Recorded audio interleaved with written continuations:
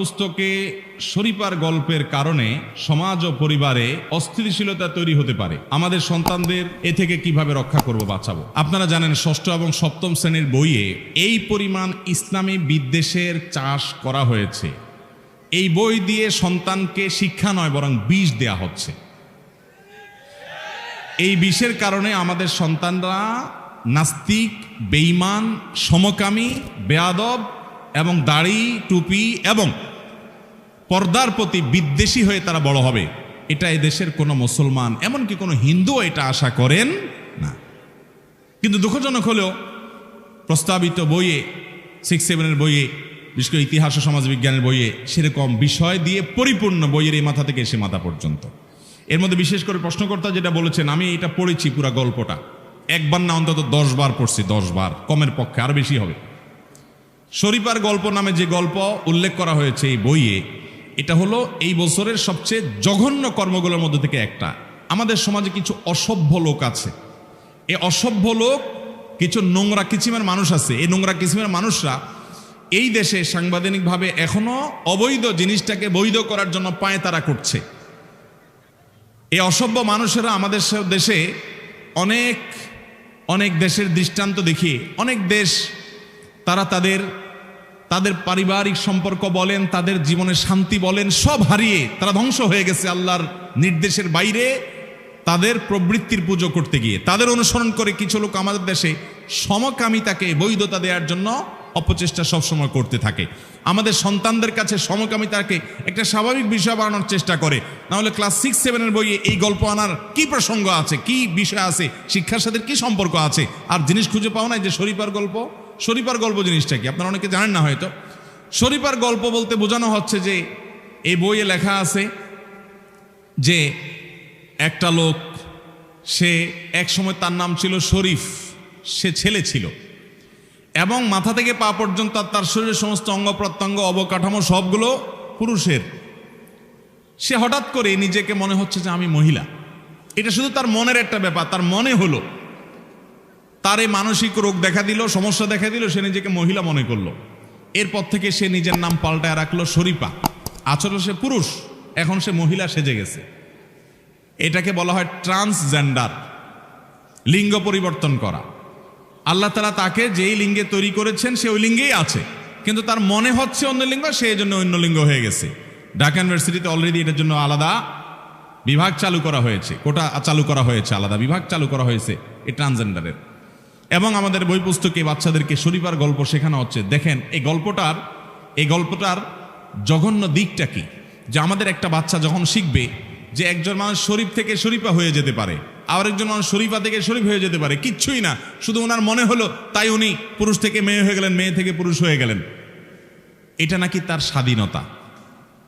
আল্লাহ রাব্বুল আলামিন তারাকে পুরুষ করে সৃষ্টি করেছেন, সে নাকি মেয়ে হয়ে যেতে পারে। আচ্ছা বলেন, এই তথাকথিত শরীফ লোকটা শরীফা হয়ে গেল, এটা মিথ্যা একটা গল্প বানাইছে আর কি, বাচ্চাদেরকে বিভ্রান্ত করবার জন্য। এই শরীফা সে যখন বিয়ে করতে যাবে, যেহেতু সে মেয়ে হয়ে গেছে, এখন বিয়ে করতে গেলে একটা ছেলেকে বিয়ে করবে, তাই না?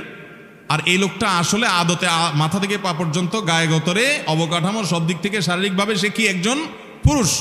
তাহলে এখন শরীফা নাম ধারণ করে সে ট্রান্সজেন্ডার করে মহিলা সাজলো, এখন সে বিয়ে করলে কাকে বিয়ে করবে? মহিলা যেহেতু সাজছে একজন পুরুষকে বিয়ে করবে। তাহলে আগে তো সে পুরুষ ছিলই, এখন আরেকটা পুরুষকে বিয়ে করলো। কি হলো? সমকামিতা। কিভাবে আমাদের সন্তানদের ব্রেইন নষ্ট করা হচ্ছে। কিন্তু একটা মজার ব্যাপার আছে। মজার ব্যাপারটা কি জানেন? মজার ব্যাপারটা হলো, কোন একটা ফেসবুক পেজে দেখলাম আল্লাহর কোন এক বান্দা এই তথ্যটা দিয়েছেন, ভালো লাগলো, জানার মতো, শেখার মতো একটা পয়েন্ট তিনি এখান থেকে বের করে আনলেন। তিনি বললেন, এই গল্প যারা লিখছে, দেখেন যারা ধর্মবিদ্বেষী, এই নিকৃষ্ট টাইপের মানুষ হয়, এই মানুষগুলো, এই ধর্মবিদ্বেষী সেকুলার এই মানুষগুলো, তারা সবসময় বলে এবং জাহির করে, প্রকাশ করে, প্রচার করে যে মহিলারা ঘরে থাকবে কেন, তারাও বাহিরে থাকবে, সবাই সমান।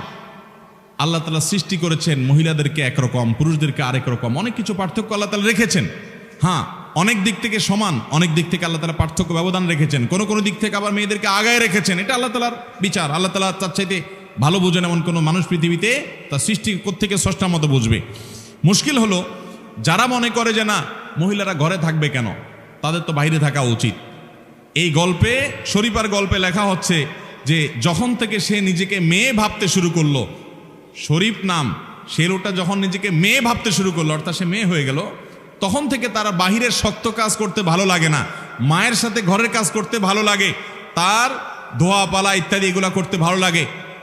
এই কথার মাধ্যমে তারা প্রমাণ করলো যে কোনো মানুষ যদি মহিলা হয়, নারী হয়, তাহলে প্রকৃতিগতভাবে ঘরোয়া কাজের প্রতি তার টান থাকে, রান্না বাড়া, ঘর গোছানো। আল্লাহ তাআলা এইভাবেই সৃষ্টি করেছেন, তোমরা এটাকে উল্টে দিতে চেয়েছ। তোমরা নিজেরাই এই গল্পের মাধ্যমে স্বীকার করলা, যখন মানুষ নারী হিসাবে তার প্রকৃতিগতভাবে মূলগতভাবে সে নারী থাকে, তো নারী সুলভ মানসিকতা বাই ডিফল্ট সৃষ্টিগতভাবে প্রকৃতিগতভাবেই সে বাসা বাড়িতে থাকতে, এখানকার কাজকাম করতেই পছন্দ করে। তোমরা বরং সেটাকে উল্টাতে দিতে চাচ্ছ।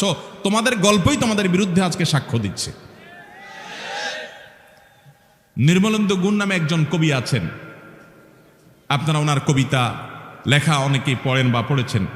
ওনার একটা কবিতা আছে, এই কবিতাটা আমি একবার নয় বহুবার পড়েছি। ওনার এই কবিতাটার নাম হলো তোমার চোখ এত লাল কেন। এই কবিতায় তিনি লিখেছেন, আমাকে ভালোবাসতেই হবে এমন কোনো কথা নাই, কিন্তু একজন মানুষ তো দরকার যে আমাকে এসে ভেতর থেকে দরজাটা খুলে দিবে। আমাকে হাত পাখা দিয়ে বাতাস করার দরকার নাই, আজকাল ফ্যান আছে, কিন্তু কেউ একজন তো আমাকে জিজ্ঞেস করবে যে আপনার আরেকটা মরিচ লাগবে কিনা, বা আপনার পানি লাগবে কিনা, এটা লাগবে কিনা, ওইটা লাগবে কিনা, এরকম একটা লোক আমার দরকার। দেখেন, নির্মলেন্দু গুণের মতো একজন কবি, যিনি কোনো ইসলামী বিশ্বাস আকীদা লালন করেন, পছন্দ করেন এমন মানুষ না, তার কবিতাতেও তিনি অকপটে স্বীকার করলেন যে একজন নারী তিনি প্রকৃতিগতভাবে ঘরোয়া কাজ করতে তিনি পছন্দ করেন, এবং সেভাবেই আল্লাহ তাআলা সৃষ্টি করেছে। আর এই কথাটাই উলামায়ে কেরাম বলেন, এটাই কোরআনের কথা। আল্লাহ কোরআনে বলেছেন, ওয়াকারনা ফি বুয়ুতিকুন্না, হে নারীরা তোমরা বাসায় অবস্থান করো, বাহিরে যাবে প্রয়োজনে, কিন্তু তোমাদের কাজের জায়গা ভেতর। একটা সংসারের শান্তির জন্য স্বরাষ্ট্র ঘরের ভেতরের দিকটা নারী দেখবেন আর বাইরের দিকটা পুরুষ দেখবেন, তখন ঘরে শান্তি আসবে। এই কথাই তো কোরআন বলেছে, কিন্তু তোমরা সেটাকে উল্টে দিতে চাচ্ছ। তোমাদের কবিতা, তোমাদের গল্প থেকেই তোমাদের বিরুদ্ধে সাক্ষী বের হয়ে আসছে। আল্লাহ তাআলা আমাদেরকে এই সমস্ত ষড়যন্ত্র থেকে বেঁচে থাকার তৌফিক দান করুন। তো এই সমস্ত তথাকথিত শরীফ আর গল্পের নামে সমকামিতা যে শেখানো হয়, এগুলো থেকে বাঁচাবার জন্য আমাদের সন্তানদেরকে বাসাবাড়ি থেকে সাবধান করতে হবে। আপনি অভিভাবক, আপনাকে জানতে হবে স্কুল কলেজে আপনার সন্তানকে কি পড়া হচ্ছে, শিক্ষার নামে কি দেয়া হচ্ছে। শিক্ষার নামে যদি কুশিক্ষা দেয়া হয়, আমার সন্তানকে নাস্তিক বানানোর পায়তারা করা হয়, তাহলে এরকম শিক্ষার চাইতে মূর্খ থাকা ভালো। তারপরেও আমাদের সন্তানরা স্কুলে গিয়ে যাতে বিপদগামী না হয়, আমি আশা করব যে সমস্ত ফালতু বিষয় আসে সরকার হস্তক্ষেপ নিয়ে খুব দ্রুততার সাথে এগুলো পরিবর্তন করে ফেলবে। এটা দেশের সমস্ত উলামায়ে কেরামেরই আশাবাদ। কারণ এই বিশ্বাস, এই সমস্ত ফালতু জিনিসের বিশ্বাস আকীদা দেশে মুসলমান হিন্দু কেউ লালন করে না। এগুলোকে চাপায়ে দেওয়া, অপ্রাসঙ্গিক অবান্তরভাবে পোলাপানের মাথা নষ্ট করে পোলাপানকে সমকামিতার দিকে নেওয়ার অপচেষ্টার নামান্তর।